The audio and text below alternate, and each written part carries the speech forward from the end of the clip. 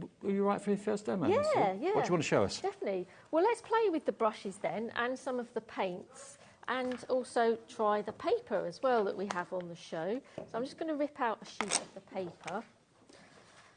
And let's go with this, this favourite one of mine, this big chunky one. Tell you what, we'll give you the details for the paper and a palette after we've done the demonstration. 20% of the brush is now gone. I'm not surprised at that price. So this palette I am absolutely loving using with the paints because it is nice to mix colours and create different shades when you're working. Instead of having to stop and empty the some pigment out of the tubes, let's get a white as well, then you've got them available. And I'm using the sort of big flat area of the palette because I want to do that. You know, if you wanted to keep your colours separately, that's what this section's really good for. I'll be honest with you, when we were upstairs and I was looking at everything that was in the show on my sheets today, and we were talking to Sue and my producer Laura and everything, and I saw the price of this palette, I thought it would be quite a small palette. It's huge. It's great size, yes, it is a great size, yes. When you see the price, you're not going to believe it, you're going to want it. Let's get some more water in. Have you been painting for a long time? I haven't. So I did A-level art at school and really enjoyed it. But I just love crafting. So I've done more crafting than painting, really. But I am absolutely loving, and I feel it's a privilege to sort of use these art products. And it's bringing out the artist in me. I think everyone's an artist. They are. They really are. And it's believing yourself, really, that you should believe in yourself and give it a go, because it is very simple, really. And I'm just blobbing colour. Let's have a bit more water. I like to mix a little bit of water in with my acrylic paints. You know, I said to you, you wouldn't believe the price when we showed you the price of the palette. Look at it. £3.99 for this palette this size. Really? £3.99. Ooh. You've even got a thumb holder as well. I thought this would be at least, what, 15 quid, at least. Yeah, and it's actually a good surface to work onto as well. So, yes, so this paper is lovely as well because it's got a linen texture to it. Well, this is acrylic and oil paper that we have a pad of 15 sheets that Sue's using. That's in the show too. So the beauty about acrylic paints is that I'm actually laying down the dark colours first, and then I can go in with my lighter colours over the top. I probably would wait for this to dry a bit more, actually. But they do dry very quickly. Oh, it is working. So I can lay in some lighter colours over the top. So I'm almost like working backwards to watercolours. Because watercolour would basically, the light colour would disappear. It would blend into what's beneath it, wouldn't it? Yeah, so you always start light and then build the depth of the colour up. But straight away with these acrylics, you can dive straight in with your deeper colours. I'm trying to create like a rose. You're doing a great job. It's looking great, yeah. You know, I can add a bit more sort of delicate detail in there.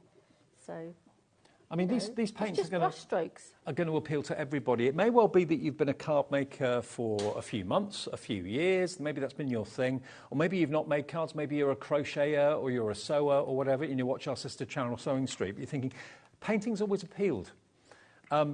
A third of the paint palette has gone, not surprised, at £3.99. But yeah, painting's always appealed, but maybe it's scared you a little bit. Well, hopefully with Sue's demos, you're going to take the plunge and have a go. I think so many people have discovered that they are actually arty, thanks to the likes of Sandra Rushton and Santangle and those sort of things. You know, you don't think you can do it, and then you give it a go, and you think to yourself, well, actually, I can. I mean, I didn't think of myself as being able to sketch or draw, but I proved to myself that I can. And if you don't have a go, you'll never know. And at these sort of prices, you know, you're not spending a fortune, but you can have a go. Now the nicer weather hopefully is on the way. Look at this. Yeah. Are you self-taught, or do you look on YouTube? And I just kind of give it a go, and I kind of feel confident painting nature. I think there's, you know, you can be more expressive with nature. You don't have to be so precise, you know, like if you were doing a building, for instance. And, you know, you can visualise what you want to paint easier, I think, because, you know, you look at nature all the time. You know, with these leaves, you know, you're just painting the shapes, basically, and then you can go in, you know, with more detail as well afterwards, you know, and experiment with colour and everything. Absolutely. And try, get on and try things. I mean, I'm just thinking it may be that you watched the Nice Crafting show yesterday and you saw those fantastic printed scenes that we offered you. Loads of you bought those. OK, we had the gouache on yesterday, which is fantastic. Oh, but gouache. today we've got the acrylics, and equally they would work well with those pictures as well. So if you've got those coming, think about maybe going for the Zieler acrylics as well as another option. It's a different look, isn't it? It is, yes. It almost looks like oil paints because you can really enjoy those brush sort of marks, and it dries, you know, with the texture of the paint as well. If you put down a lot of paint, it will dry with that texture as well. So it's quite different from watercolours. Very vibrant. Okay, what do you want to show us next then? Right, because I kind of want to delve into the mixed media world really, because we've got, you know, the acrylics and the brushes and our palette here. So I kind of want to sort of introduce mixed media to you, and so you can have fun with these paints because they're terrific for mixed media. And mixed media as a term, I think a lot of people get a bit frightened of it. Yeah, don't. It's amazing. Yeah. And if you're using two different crafty products, that's mixed media. That's all. That's all it correct. means. Yeah, and that's either the media itself, the paints, or it can be the materials that you're painting onto as well. Yeah. Okay.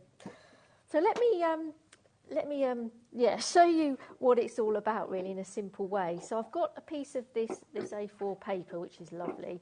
I've measured it out because I'd like to cut down to an 8x8 size.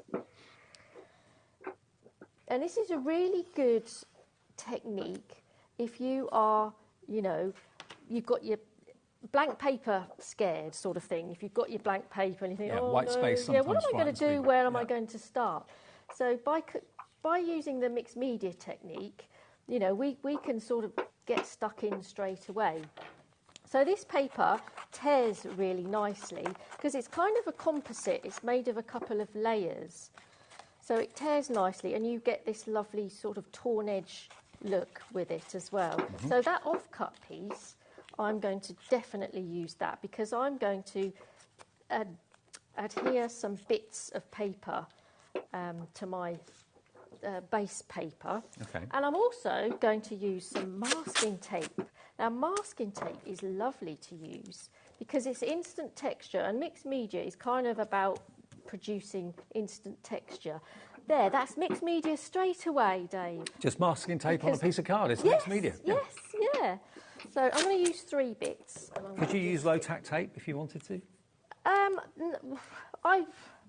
I'm not sure about that because masking tape it's got a surface that adheres paint to really well. Oh, so you're actually painting onto the tape? I'm going to. Oh, yes, I see. Yeah, so I thought you were masking off to.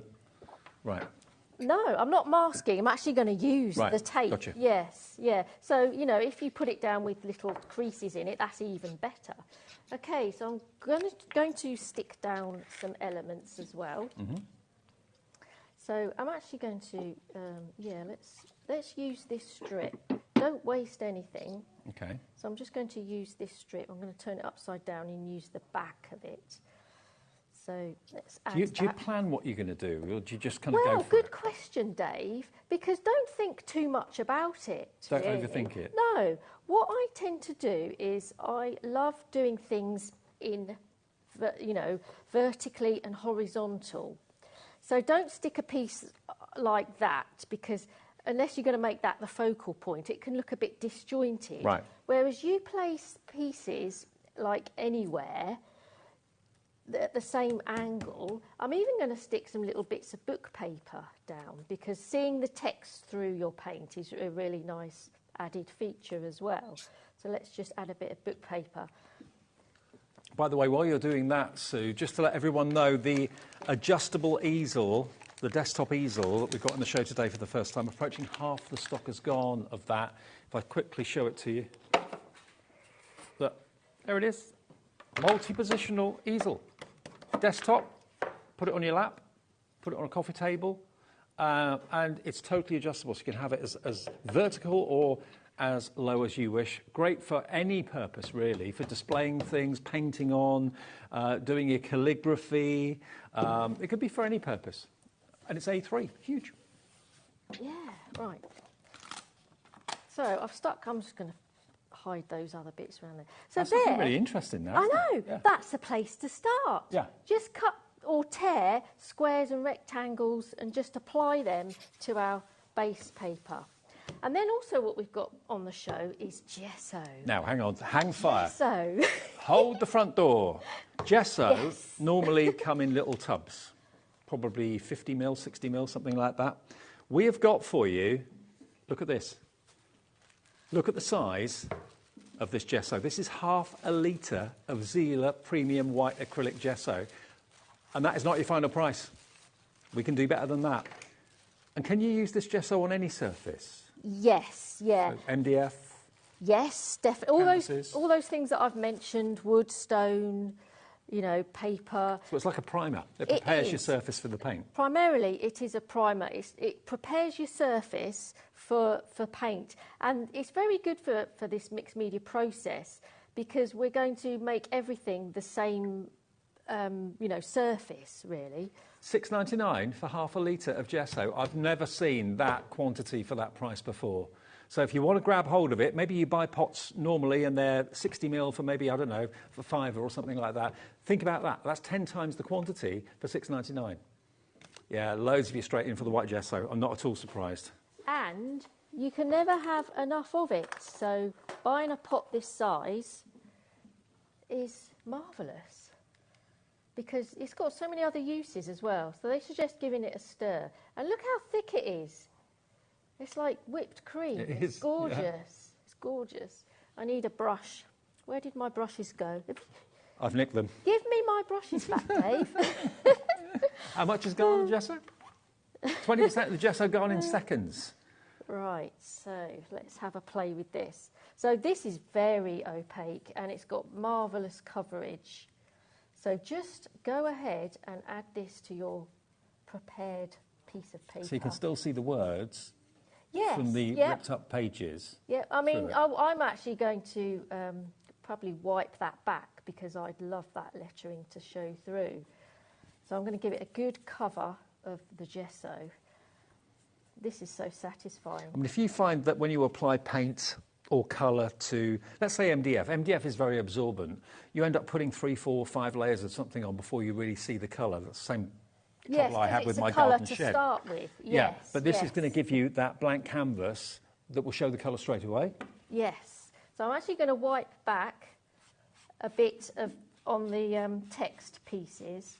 Just the stock of the gesso go on there, just so it echoes through as well. Yep. And also to create even more texture, because I adore texture. I've got a plastic palette knife here. And you can actually apply the gesso with the palette knife as well, because you get interesting lines and ridges and things like that. Texture, like it's an old-fashioned plastered wall or something. It's just great. And even doing this, you know, it feeds your it's like you're icing a cake. Creation. Yeah, isn't it? yeah. Like so I'm going to stop there with that. So this is coming on, you know, already in leaps and bounds before we've even added any pigment. And is the idea to leave the gesso to dry before you put anything else on it? Right. Yeah, I'd let it dry probably a few hours. So we'll put that to one side, and I've got a prepared one here that I made earlier. So I just want to pop the lid back on my gesso. And we're going to use it again, actually, as well. So with the colours, I'm going to do like a dark background. Now the darker the better, really. And I'm actually going to pop some paint. Actually, I'll put another. Look how rich that green is. I know. Gorgeous. Yeah. I'm going to pop some paint straight down onto here. I'm going to use this one as well. I like this lighter green. Let's put a nice. Well, that's a nice green. There. Yeah. And let's have, what else should we go? Let's go for a brown as well. The it's almost darkest like a pistachio colour, that, isn't it? Yes, yeah. Let's go for some blobs of brown. Okay, so just add blobs of colour. Get a nice big brush again, probably the same one, but it's got gesso all over it. So let's go through this one. Okay, and then let's just spread the colour around. Mix the colour on the paper as well. Anyone can do this. I mean, Don't think about it too much. Just sometimes if you've got a gallery near where you live and you see some art in the window and you kind of think, well, I don't know what it is, but I think I could have done that. Because sometimes, you know, artwork that costs thousands and thousands of pounds is just like this. And there's, you know, obviously the person that did it is very skilled and very talented, but you kind of think, well, I could do that myself. And this is proof that you can. Yeah, I mean, it's got to be pleasant to look at. Yeah, exactly. Yeah. Yes, it might be more involved, you know, with colour placement and everything. But you don't even have to think about that. We are just adding the pigments to the page like this. And then again, if you've got like a damp baby wipe or something, then, you know, you can just, knock it back. That's a good word. Yeah, Dave, thanks. Knock it back. Yeah, and even spread some of the paint, you know. Just get messy. We can all do that, can't we? Yeah. Definitely, definitely. And if you don't like those colours, you've got plenty more to choose from in the acrylics. Leave that to dry, and then bingo, this is what a dried one looks like. Okay. So when you get to this stage, we're going to get the gesso out. See, I'm in a forest now with that. A bit of a muddy forest, a bit of a deep dark. Yeah. There's bark, there's greenery. Yeah. So you like that as it is already? Let's take it further. Okay. Let's definitely take it further. Now, this is another aspect of gesso that I adore. Half the stock of the gesso's gone nearly. Go for it again with gesso. You think, what is she doing? Is she mad? You know, she's gessoed. Now she's creating a muddy, messy background with lots of pigment, and now she's making it white again. The mad artist's on the telly again. Trust me, trust me. I do. Okay, so cover it with gesso again. And then I do actually want to use a damp wipe. So I'm going to grab myself one. So now what we're going to do is wipe it off. Okay. I'm making myself laugh. Actually, this is reminding me of a painting I've actually got at home of, it looks like New York City in rain. Oh, yeah, yeah. It's one of my pride and joy. I love it. But it's a bit like this with just vertical streaks, and it just looks as if it's pouring down. Really, really effective. So I like locking it back and almost creating like a vintage plastered wall or something, and going different directions as well. You know, and if I wanted, oh no, don't use that brush. If I wanted like a little bit more sort of whiter areas, then use gesso as a paint as well. Yeah. Like that, you know, white more back. So that, to me, that's quite, that's appealing. I love it. It's coming together. It's interesting, definitely. But your mind kind of looks at it and thinks, okay, what am I looking at? Am I looking at a forest? Am I looking now at maybe 3 characters that might be in the forest? That's what the white could represent. You see different things when you look at it, don't you? Yeah, I'm kind of looking at like an old sort of plastered wall in a French, I don't know, church or something. Yeah. You know, it's all about layering. When our eyes can see layers, it makes it far more interesting. Okay. Depth. So when this dries, it'll dry staying with the white areas. It won't go see-through or anything. Okay. So it'll dry like that. And I don't know where to put it now. I'm like getting a collection of prepared pieces. So this is my final sort of piece. So what I've done with this one is that I've actually got my easel, because I find the easel very useful for the next process. I don't know if I can bring it into shot. Do you want the easel with you? No, I better not try that one, actually, because that's yours. If I get mine out... Ours is nice and clean, as yours will be when you get it home. Over half the stock of the easel has gone, by the way. A3 in size.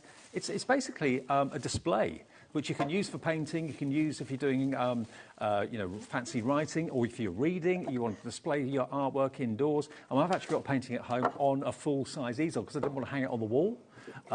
So you could use it for that, for displaying, artwork at home if you wanted to. But for working on, it just means you're at the right angle, whether you're drawing, painting, whatever you're doing. Can you see this all right? The overhead, you just about see it. I mean, you covered yours with plastic, haven't you? Yeah, I like new things. I want it to stain you. Yeah, I don't want to get this covered in paint, not just yet anyway. So I've covered it with a plastic bag, and then I've put my second gessoed base on there. So what I've done with this is that I've really diluted down my acrylic, so I've used the same brown, and it's just adding just that little bit extra on another surface, on another layer. So if I mix it with water to get it really diluted. And then I'm just dribbling. Can you see this? Yeah, I'm dribbling it across the top. Oh, so you let the angle just let gravity do. And I can stand back from it and see what's happening with this. So I'm feeding it down the cracks there, down there, or down the edges. I'm actually stippled it across the top of that piece of paper. So that could be like you're highlighting an overflowing drain pipe or something like that drips down the walls. Yeah. And then I've added some slightly extra darker paint around the edge. I've picked it up and gone along the edges to make them darker. I've then splattered some neat sort of gesso as well. I have watered it down a bit, splattered some gesso, and and sort of built it up to get that. And honestly, it looks great, doesn't it? But anyone can achieve this mixed media look. And this could be kind of chipped plaster. It might even be an old boarded up window or something like that. It's been painted over and over again. Yeah, so it's all about layering. It's all about just adding that colour, really. Do you know what? This is totally true. The best results from any projects I've ever done with art have been when I've not thought about it. I've just had a play. I've just gone on with no aspirations, no thought of what it will look like at the end of it. I've just thought, I'm just going to play. And you look back at it and you kind of think, actually, that's not bad. I don't know quite what it is, but it looks all right. Yeah. But if you think about it too much, that's when it can sometimes go wrong. Yes, yeah. And this is a good exercise to dive straight in. Yeah. Do you know what I mean? I Especially agree. preparing that background first. So I've taken some little bits of paper and I've written my own little sentiments or little sort of inspirational words, cut them out, and then I've gone around the edges with some the paint, the brown and black mixed together. So I was going to add that. And then this is standing out a bit from the background, and I want it to sort of blend into the background a bit. So you want to make it a bit more aged, a bit more... Yeah, make it look like part of it. I like the whiteness of the paper, and I've made it look a little bit more rustic around the corners. I'm just mixing up a bit of black in my brown just to make it a nice dark colour. So I'm just going to go round. I should stick this down really. I'm just going to go round the edge and water that out because I just want it to look like it's been stuck there forever, sort of thing. Let's grab some water and just sort of blend that out. And then that will make it look like it's meant to be there. It always makes me laugh, you know, when maybe you get taught art. How can you actually teach art? I mean, I know Sandra with her sandtangling teaches techniques using lines and curves and circles. That's a technique. But art is totally personal. It's expression. It's expression, yeah, exactly. Definitely, so no one can say that that's wrong or that's right. It's what's right for you. Explore your creativity and believe in the possibility that you can do with these products. Yeah. So the rose that I did, I actually cut it out. I had a little bit more time at home and cut the rose out. So this is going to be my focal point, and I've made 3 of these. And I really like doing little pieces of art and cutting them out. This is my thing at the moment, because if you've done a rose and it's not quite how you wanted to on your piece of paper, you'll think, oh, I've failed it, I've messed it up. But if you do several of them on a piece of paper, you know, and cut out the best ones, then you've got something beautiful, really, and you can have a little practice and don't feel that you have to create one piece. And all of that has been done from scratch. All it was one plain sheet of card from the pad we've got, your paints, your gesso, a bit of torn up card as well, and all of that's been done by your fair hands. It's not a printed page out of a book or anything like that. Exactly, and I'm a crafter more than an artist, but it's just sort of learning the techniques really and what the materials can do. So yeah, I've just done that, and I'll add those with foam pads and everything. And there's a lovely piece of artwork that you can frame. You could actually make that into a card. You know, you've got possibilities with it afterwards. That could make be ATCs. the front of a journal if you wanted it to be as well. Yeah. But it's yours from scratch. No one else has done this. There's no other picture like this in the world. It's come directly from you. And when you've got Zieler products like this that are such good quality, just do what Sue's done. And she doesn't class herself as an artist, more of a crafter and a card maker, but explore, give it a go. Unless you give it a go, you'll never know. And I'm proud of that. I'd be proud of it too. You did that. I'd be very, very proud of that. So yeah, go for it. Explore your creativity. We've literally got...